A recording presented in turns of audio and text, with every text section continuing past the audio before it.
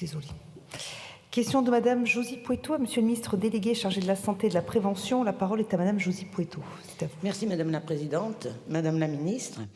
Je souhaite attirer votre attention sur les complications engendrées par la pose de bandelettes sous-urétrales ou autres implants de renfort pelvien destinés à répondre aux conséquences de descente d'organes.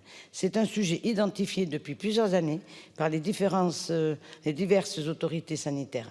Cette situation pose de sérieuses difficultés en dépit des mesures prises pour encadrer la pratique des chirurgiens et le suivi des patientes.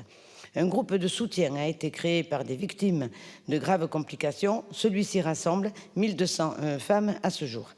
Depuis novembre 2020, elles sont près de 80 à avoir saisi la justice à la suite d'effets secondaires dramatiques. Comme tous les témoignages le rapportent, ces femmes souffrent tous les jours. Elles sont non seulement meurtries dans leur chair, leur intimité, ne peuvent plus vivre normalement, mais elles sont également souvent seules, tant leur parole n'est pas sérieusement prise en compte.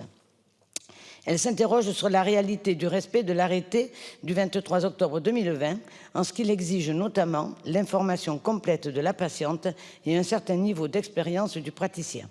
Elles n'ont pas la garantie que tous les cas de complications sont correctement identifiés par les autorités de tutelle.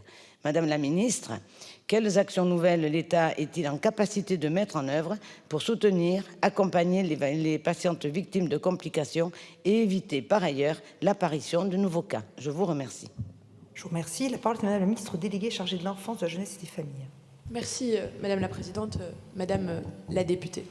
D'abord, par votre mobilisation, vous permettez effectivement de mettre au cœur de notre débat aujourd'hui la solitude d'un certain nombre de femmes. Et par cette solitude, malheureusement parfois de l'errance médicale, et au-delà de l'errance médicale, dans le fond, un tabou qui s'installe et qui rend difficile la vie quotidienne. Par votre question, vous permettez aussi de mettre en évidence la mobilisation complète qui doit être la réalité sur l'ensemble des territoires du corps médical et bien sûr du ministère de la Santé et de la Prévention sur cette problématique, parce que oui, elle concerne beaucoup de femmes et que les complications, elles sont handicapantes, autant en termes de santé qu'en termes social, qu'en termes familial.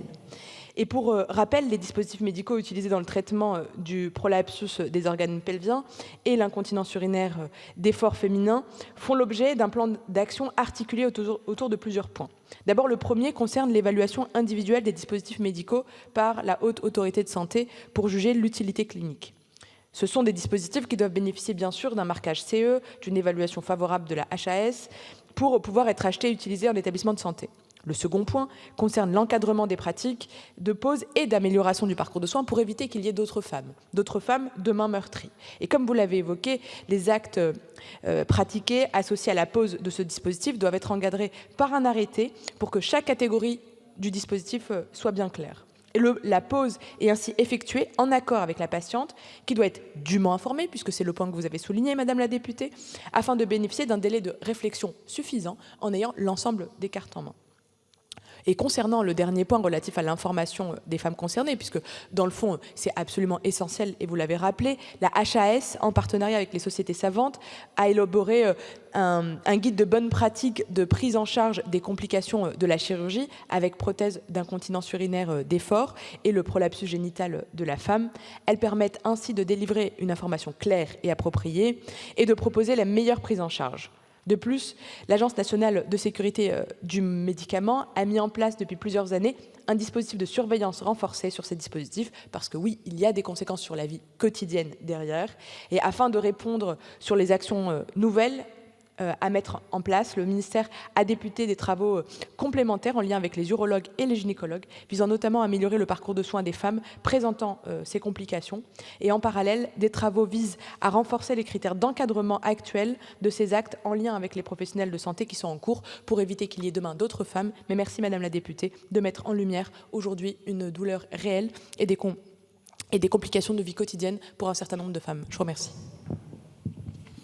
Je vous remercie. Question de Monsieur Didier Martin, Monsieur le ministre